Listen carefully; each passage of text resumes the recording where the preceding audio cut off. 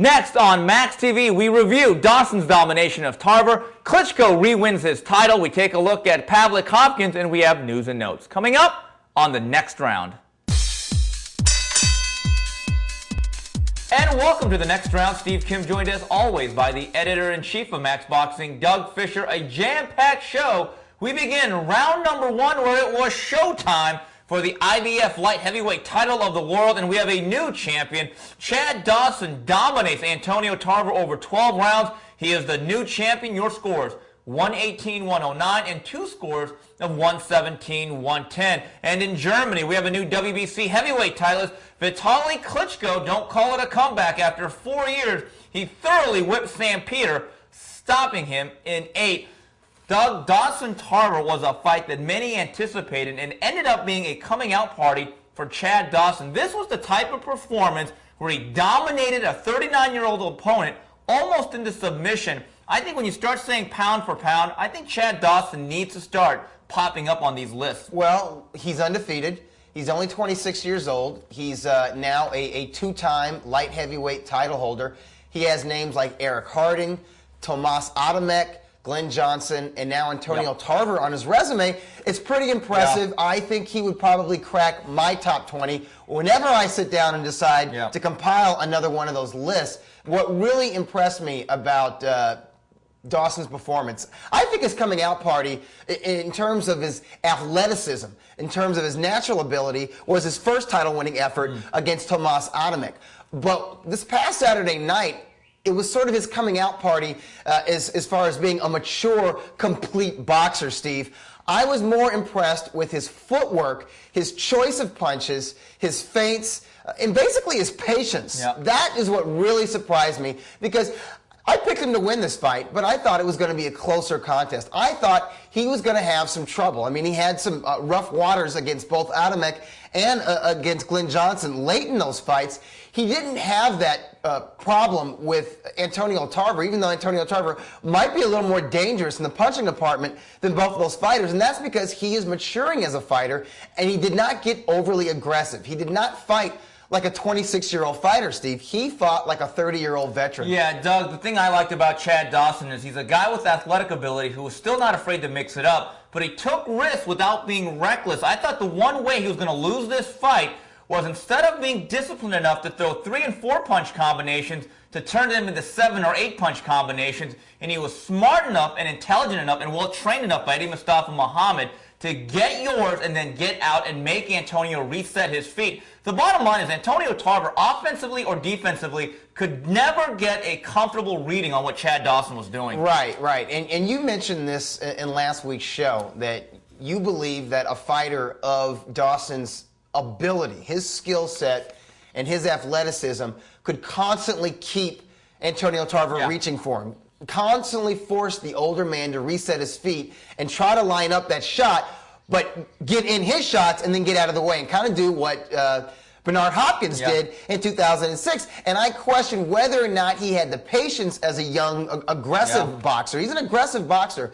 Or if he had that kind of a style. Some fighters cannot fight in certain styles. Well, he does have the maturity, he does have the patience, he does have the timing, and he does have that style. He can employ that type of strategy, and I thought he did so brilliantly against Tarver. Doug, the thing that I like, he's multi-layered. If he wanted to stink it out like a lot of southpaws, he could do it. But I also think from a mentality standpoint, he likes to mix it in. This is a guy with great hand speed, but Doug, the way he dug to the body and hung in there at times was very, very impressive. It makes him a compelling fighter to watch. And the great thing about Dawson is that he is 26 years old. He is, I'm not going to call him a total package or a complete fighter yet, but he's getting there, Steve. There's a tremendous shelf life for this young title holder, and I think he arguably he could be the #1 175-pound fighter in the world, but definitely he's going to be a force to be reckoned with for many years. So that sets up future encounters with guys who are campaigning at middleweight or super middleweight now, like Kelly Pavlik or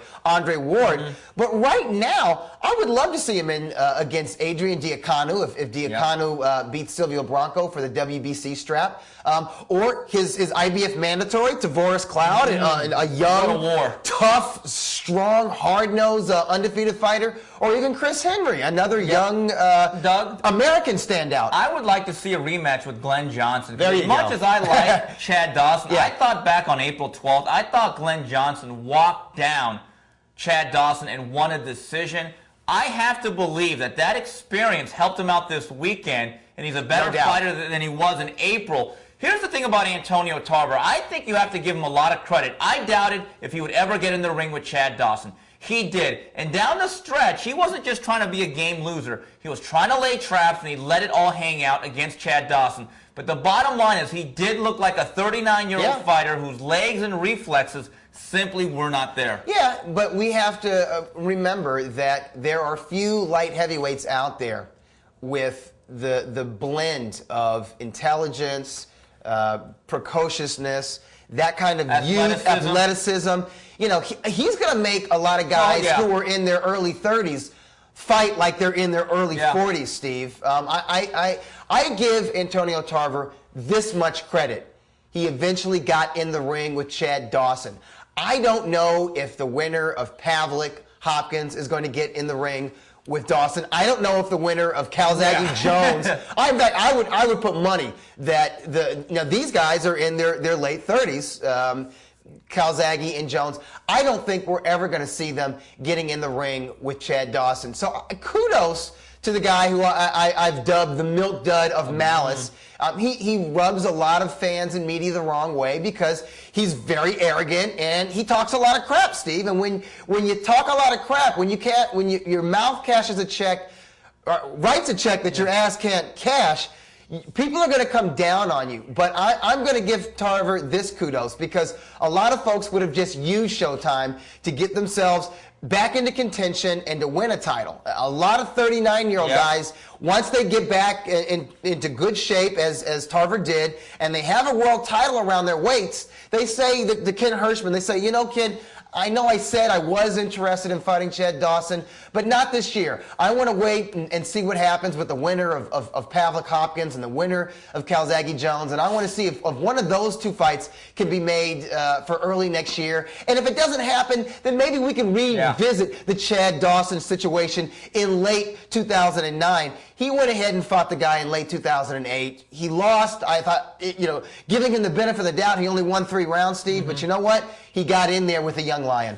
Chad Dawson, Paul Williams, Doug, you talk about guys that are avoided, who are a quandary for anybody.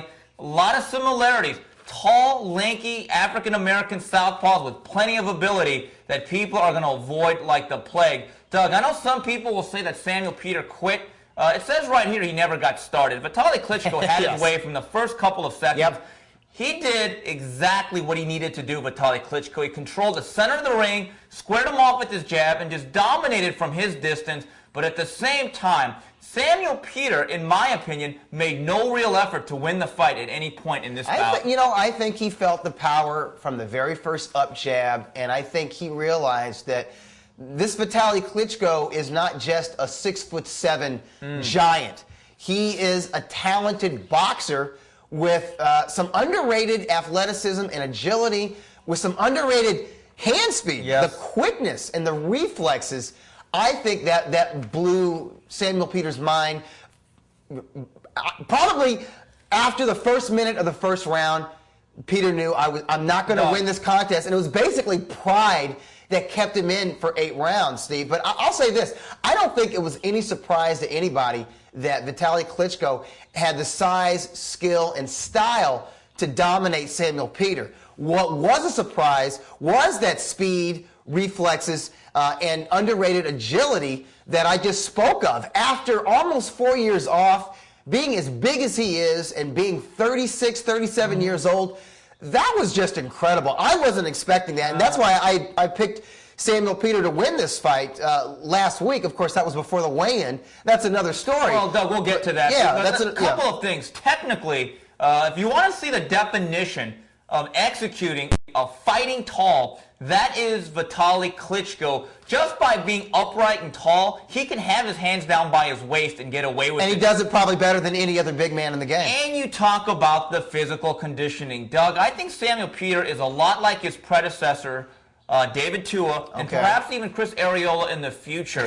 Regardless of their size, if you got short, squat, stocky guys who need to be able to move their feet and close the gap from A to B against these tall, upright boxers like Vitaly Klitschko, I think these guys need to be between 230 and 235. The problem that I saw with Samuel Peter is, technically, if he didn't go backwards, he certainly leveled off, yet his weight has crept up north and north as we go on. Same thing with David Tua, perhaps the same thing with Chris Arreola. You look at Samuel Peter, on that night, it looked like his feet were stuck in cement. Yes. He never really pressured Vitaly Klitschko to a point where Klitschko even had to really time a right hand. It was almost as if hitting a heavy bag, which was very, very stationary. Yeah, that's what he was. And he was a 250-plus pound heavy bag. And I'll just leave it at this. There's something wrong when the guy who is 6'7.5" weighs 10 pounds under the guy who's 6 foot even. Doug, there's something wrong. That doesn't mesh. No, and Doug, those weight and statures, that just does not Doug, mesh. I talked about this last week, the Oleg Moskaya fight, and before that, the Jamil McCline fight. There used to be a point where I thought Samuel Peter could get away with a lot of technical deficiencies because he was strong as an ox and he looked indestructible. Doug, his chin has obviously been punctured. I think he knows it. Now he fights like a guy who does not trust his chin. Yeah, he was being hurt by the left and some of those lead left hooks that he walked into. He was looking for Vitaly Klitschko's right hand. He was concerned about it. It was in the back of his head all night, and occasionally it was right in front of his face. Yes, it was. And I thought, to me, by the early rounds, he knew that he was in it. And you could read the body language of both Antonio Tarver and Samuel Peter as they slunk back to their corners. I thought their facial expressions and their body language said it all. This ain't my night. They knew that they were in with the better men on those particular evenings. Yes, that particular evening. Yes, so that's it for Showtime. We come back. We preview Unstoppable Bernard Hopkins, Kelly Pavlik. Round number 2 of the next round, Steve Kim, Doug Fisher talking boxing this Saturday night from Atlantic City, New Jersey. It's Unstoppable. Kelly Pavlik takes on Bernard Hopkins in a light heavyweight clash. The undercard, middleweights in action, Marco Antonio Rubio takes on Enrique Ornelas. And for the WBO featherweight title, Stephen Luevano defends against Billy Dibb. Doug, I think Pavlik wins this fight. I think the big question for Kelly Pavlik is, can he be the first guy to scale Mount Everest? In other words, not just outpoint or out-hustle or out-youth Bernard Hopkins. Can he definitively beat him and perhaps even stop him? I think that is the compelling drama in this fight. That's the only storyline as far as I'm concerned. Listen, this was not a fight that Kelly Pavlik's people, or at least Kelly Pavlik's promoter, was really interested in. He just sort of ran out of opponents. Yes, he did. There were talks about John Duddy. There were talks about Sergio Mora. There were serious talks, reportedly, with Paul Williams. There were a lot of fighters that they looked at. There were even some young prospects that they considered. Joe Green, yeah, Enrique Ornelas. Yeah. I think they went all the way back to Wilfred Scipion and James Hard Rock Green. What are these guys doing? Do they have sons who are fighting? I think one of them does. But Bernard Hopkins is still a name. He's a first ballot Hall of Famer. Some of us even consider him to be a great fighter, a fighter who could have fought in any era, at least in the middleweight division. What it is to beat Bernard Hopkins at this stage of his career, it's not going to mean a lot if he does it in the same fashion that Joe Calzaghe did, Steve. I think what's going to keep the momentum that Kelly Pavlik has, because he has tremendous momentum coming in from last year, where he went from being a prospect to the world middleweight champion, and off his last 2 performances, if he wants to keep that momentum, if he wants to continue to popularize himself, not just with hardcore fight fans, but with casual fight fans, he needs to do something that we haven't seen done to Bernard Hopkins probably since Bernard Hopkins fought Roy Jones Jr., and that's beat him decisively. But the thing is, Roy Jones did not beat Bernard Hopkins, I'm not going to say not decisively, but he didn't beat him in exciting fashion. No. I think Pavlik needs to keep the excitement coming. If he doesn't, well, then it's a bit of a setback, even if he gets the W, Steve. No, I don't think there's any doubt about that. Here's the thing. I think technically, there's 2 things I would believe Jack Lowe is working on in Youngstown, Ohio. Number one, I would work on a good stiff jab, because one thing Bernard Hopkins can do, he's like a blanket. He will absolutely smother you. Now, knowing that Bernard Hopkins could get inside on anybody, whether it's Sonny Liston, Larry Holmes, or Kelly Pavlik, the second thing that I would work on is working on the inside and keeping a hand free, because you want to talk about the clutches of life and the jaws of death. That is Bernard Hopkins on the inside. So I think it is very, very important for Kelly to try to establish the outside, knowing on the inside he's going to have to move his hands. Yeah, I think moving his hands is going to be the most important thing. And I guess what's sort of risky on Pavlik's side is early on in a fight, even at age 43, Hopkins is dangerous. I think he proved that against the first round against Calzaghe a few months ago. I think he has to be careful not to leave himself open. Although I would say this, when Bernard Hopkins is able to land a hard right hand that actually has effect on a world-class fighter these days, it's a lunging right hand from the outside. It doesn't occur on the inside. What occurs on the inside when he's grappling with the fighter is he's draining that fighter of his energy. He's hitting him, in his kidneys, in his butt cheeks, and the upper part of the leg. He's trying to affect the sciatic nerve. He's doing a lot of, roughhouse stuff in there that is designed to sap the energy, to sap the strength, to take away the rhythm of the fighter and discourage them or frustrate them.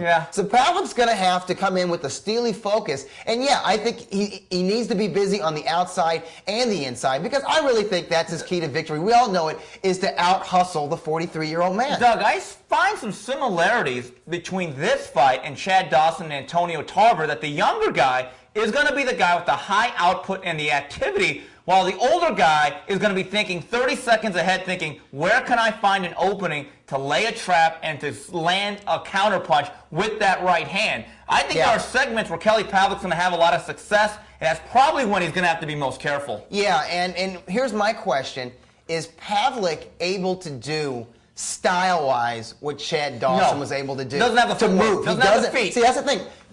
Kelly Pavlik is a good mover in one direction, coming straight forward like a freight train. And if you're on the tracks, he will mow you down. But if you're able to employ some lateral movement and step to the side, which we know Bernard Hopkins is, that's what's going to be interesting. Here's the caveat. That's what I'm looking for. I'm looking forward to this. Here's the caveat, though. I think Dawson is a very sharp puncher.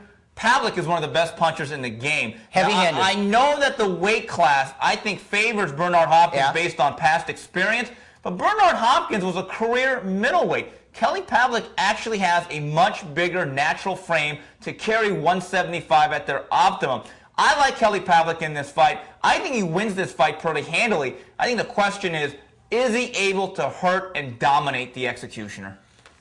Yeah, that's the story of this fight as far as I'm concerned. I think he can possibly dominate him enough to get a unanimous decision where everyone agrees the younger man won the fight. I don't think he can seriously hurt Bernard or stop Bernard. I think he can hurt Bernard enough to put Bernard into a defensive shell, and to where Bernard sort of signs that silent contract and says, okay, I'm just going to go 12 rounds, and in that manner, I can say I'm a 43-year-old man who went the distance with a young lion. Not many guys in their 40s can do what I did tonight, and he gets to keep his pride, Steve. I think Kelly Pavlik is going to be the busier man. I think he's going to land the heavier punches over 12 rounds, and I see him winning like I don't know, 116, 112 unanimous decision. Doug, one other technical note I would like to make is that I've always felt Bernard Hopkins does the best job of any right-handed fighter currently of tucking in his chin. He was taught that style, how to angle his shoulders very well by Bowie Fischer.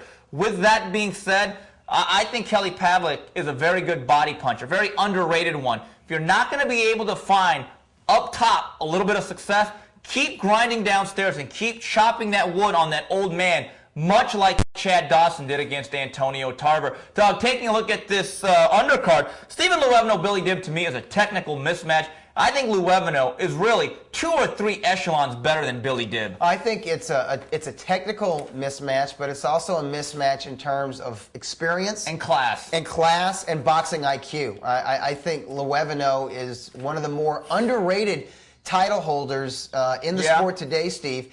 And with Robert Guerrero and Jorge Linares stepping up to 130 pounds, I think Luevano arguably could be the best 126-pounder in the game, or at least he's one of the top 2 or 3, and I think he could prove to be, in the next year or so, the best featherweight in boxing. Right. The only other guy remaining is Chris John, and the dark horse, of course, is the very game Orlando Salido. Doug, Rubio or Nellis, in my opinion, the winner goes on to be a significant player here, whether we like it or not. Rubio, since getting blasted literally in 1 minute by Kofi Jantu in 2003, has had a few bumps in the road, but he's also recovered nicely. Doug, I think Rubio beats Ornelas for one reason. Punching power, I think, is his edge. I don't think it's punching power that gives him his edge. I think he's a better boxer than really? Ornelas. Interesting. Yeah. I think he has better footwork. I think he has better form, hand placement. I think he throws straighter punches. I actually think Ornelas is the stronger man in this middleweight matchup.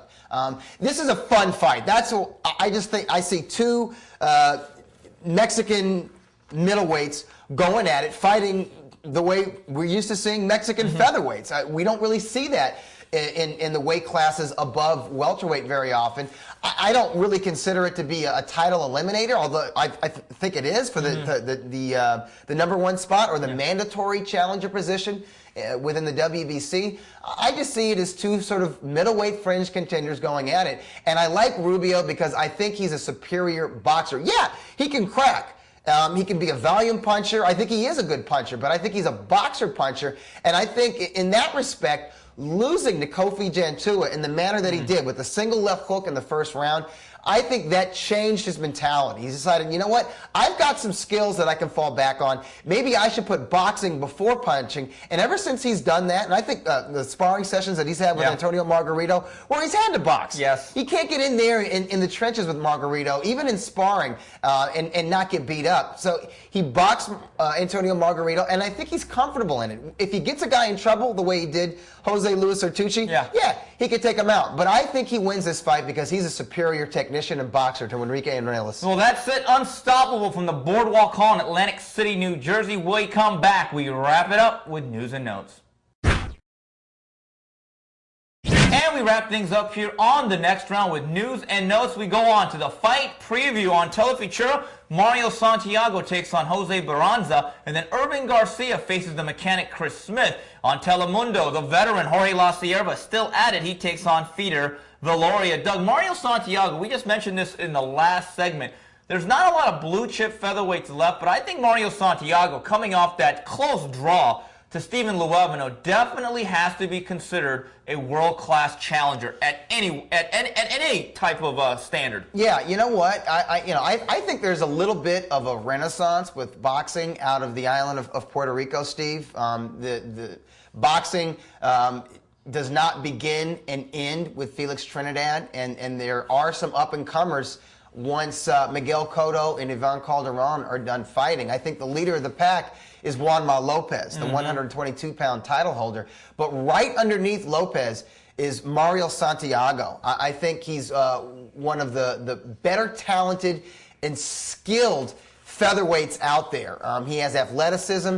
He's a very good technician. He's got a little bit of fire. He's got a lot of pop. And, I just said that Steve Luevano is arguably the best 126-pounder in the game, or may well prove to be so over the next 12 months. Well, if that's true, then we have to consider Mario Santiago to be, at least a top 10 featherweight contender, Steve. Well, and look, he's got a win over Cornelius Locke, which is looking very good right now. Doug, here's the thing about Santiago and Luevano. I think there's unfinished business. I mean, for Pete's sake, the fight was a dead even draw. I had it even. In talking to Cameron Duncan, the manager of Stephen Luevano, he is absolutely willing to do that rematch, but he says, I'm not going to do it on the undercard of a pay-per-view where we're not going to get paid that much. He wants like a boxing after dark code feature. And that's where it belongs. I agree, because you know what? That fight was not just closely contested, Steve. It was fun. Yes. It was an entertaining fight. Both guys hit the deck. Both guys let it all hang out. It was a fun fight.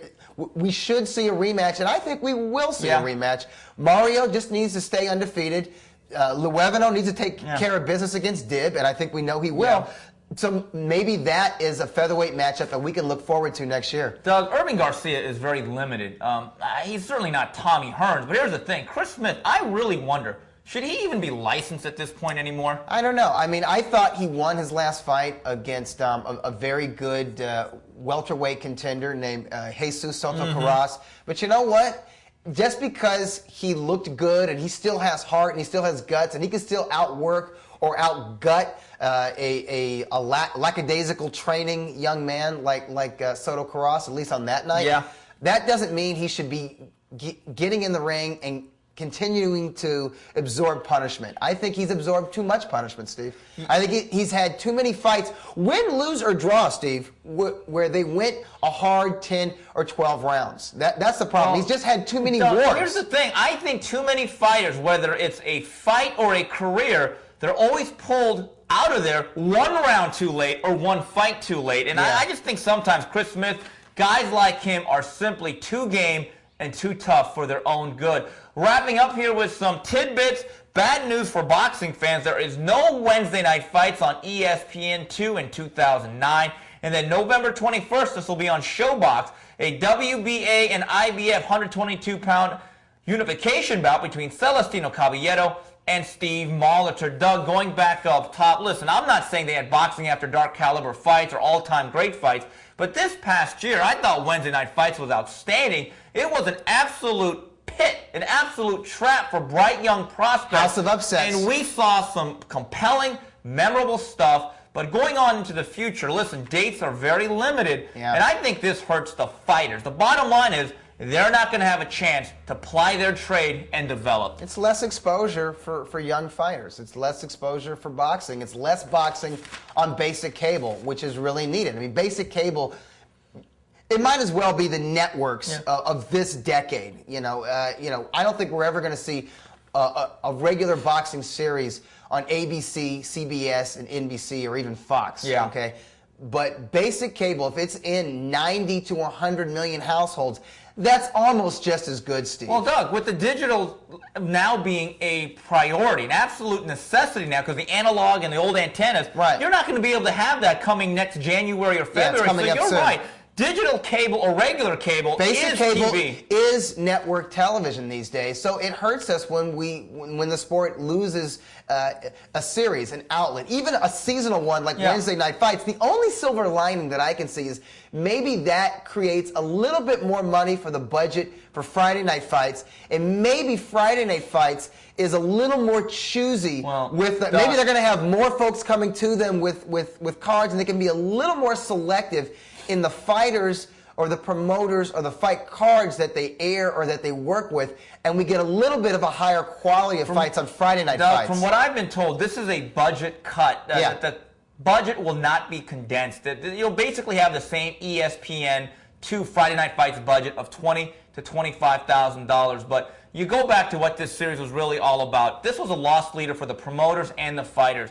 And if you want to see the next DeAndre Lattimore or guys like that, it's unfortunate that that will no longer be the case. And hopefully there's another network, maybe like Versus, who decides to make that choice to have more regular cards. But Doug, good news for boxing fans. You got to give it up and tip your cap to Gordon Hall of Showtime, who's the executive producer of ShowBox, who is now only not just choosing fights with prospects and undefeated fighters. He is now picking up select championship fights like Tim Bradley against Junior Witter. He's picked up the third bout against Holton Torres, which I think is very exciting. He's going to pick up some other championship fights, but Caballero Molitor is one of those fights that me and you, junkies like that, love to say, wow, we wish this was televised. And guess what? It is. There's a lot, there's a lot of potential in the 122-pound division. We have two top 10 pound-for-pound players in Israel Vasquez and Rafael Marquez, who make their home at junior featherweight. We have a dynamic, exciting young title holder in Juanma Lopez,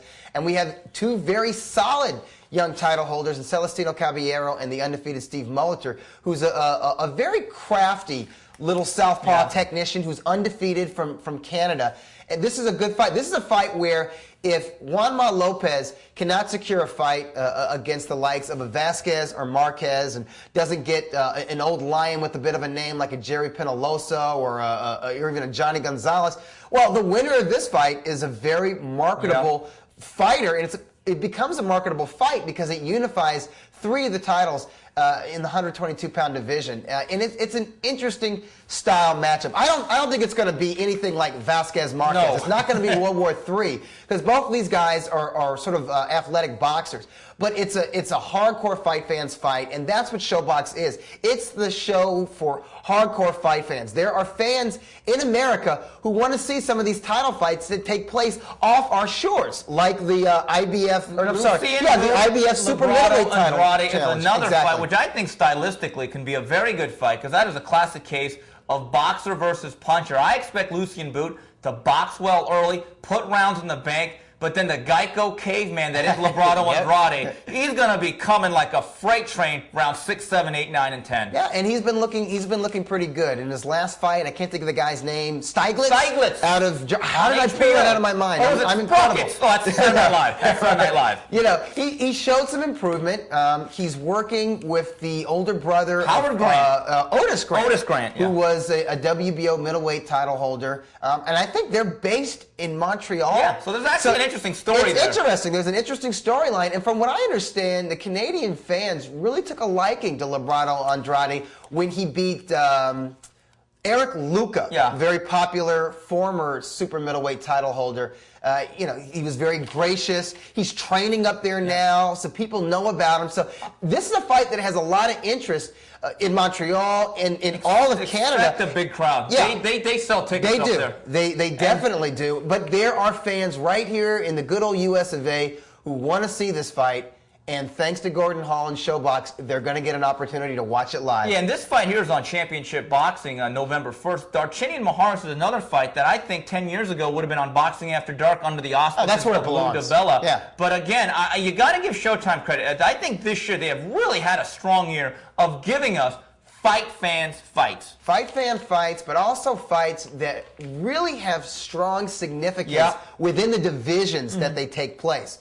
Dawson Tarver gave us, if not the #1 light heavyweight in the world, the definite #1 contender to the real light heavyweight champion, Joe Calzaghe. I think the emergence of Vitaly Klitschko is very interesting in the heavyweight division, or the reemergence, I should say, the comeback of Dr. Iron Fist. And of course, the divisions that we just talked about with the upcoming Showtime Championship Boxing and ShoBox fights in the 115-pound division, the 122-pound division, the 128-pound division. There's a lot of activity, or the 140-pound division. Yes. There's a lot of activity, there's a lot of potential matches that are going to be exciting and compelling to fight fans, and there's movement in these divisions because of, or Showtime is helping these fights take place, and he's helping these fights reach a wider audience, at least here in the United States. Yeah, this should be a fun last couple of months of 2008. Well, that's it for this week's edition of TNR on behalf of Doug Fischer and the rest of Max Boxing. Till the next round, goodbye, everybody.